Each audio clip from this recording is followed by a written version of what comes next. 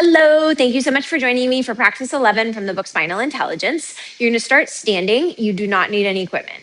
You're going to take your hands to your knees and you're just going to move your knees around in a circle. And if you go slowly enough that you can imagine that you're moving your knees in a circle that maybe makes a clock face, you can imagine that you're hitting every part of the clock face. Let your feet be responsive. Then maybe at some point reverse the directions.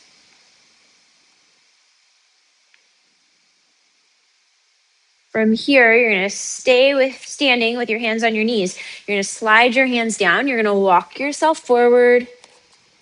Maybe the knees come down, maybe they don't. Walk yourself back. There's a natural weight shift there. And one of the things I want you to pay attention to is how you're rolling over the feet. Which part of the feet or the foot or the feet come into contact with the ground as the weight shifts. Now on this next one, you're going to stay in that hands and knees position. And you're going to walk your hands forward so they're right around the knees. I don't have long arms. I often come to my fingertips for exercises like this.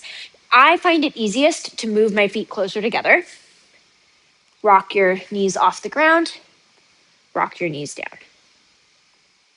As you do that, see which parts of your feet are flexing. If you're only flexing at the toes, see if you can get a little more flexion right at the ball of the foot. Now from here, you're going to stay on your hands and your knees. You're going to reach one leg out. You're going to keep the toes on the ground and you're going to take the foot out to the side. Slide it back. Slide out, back. Now on this next one, you're going to slide out. I like to imagine I'm reaching long from my groin to my inner heel and from my outer hip to my outer foot. You might walk your hands back, come on up. Now to do this, you want to make sure you really press through the knee that's on the ground. And I like to imagine I'm getting really long all the way up from the knee to the front of the hip and then back down. And then maybe switch sides. So you reach out to the side, don't have quite enough room. And you'll notice the foot kind of lands. It lands where it lands. The more you reach the leg, the further out your foot will be. Now on this next one, you hold, you walk your hands back, you come up. Again, you can press through that knee. You can reach long from the inner thigh to the inner foot, outer hip to the outer foot. Boing. Gives you a little isometric. Bring that back. You're going to come into a seated position with one foot tucked behind the other. So you're in a figure four. I like to have my left knee is on the ground. I like to have that foot on the ground for this. You're going to reach this right knee. It's going to reach forward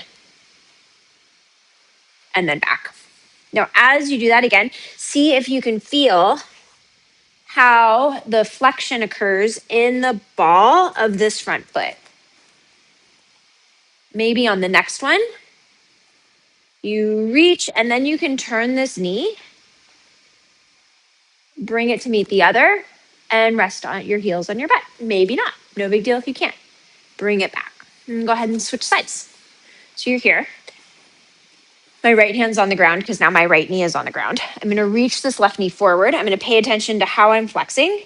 And I'm also going to pay attention to how I'm reaching. This knee is reaching. If it reaches, I suddenly get engagement through the back of my leg versus just a passive like, meh, I want to reach it.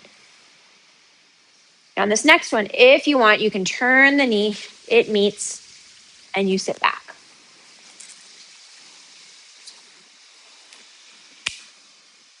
Thank you so much for joining me for that practice. I hope you found it useful. If you want to find out more information, check out the book, Spinal Intelligence, and please like, share, subscribe. Thank you.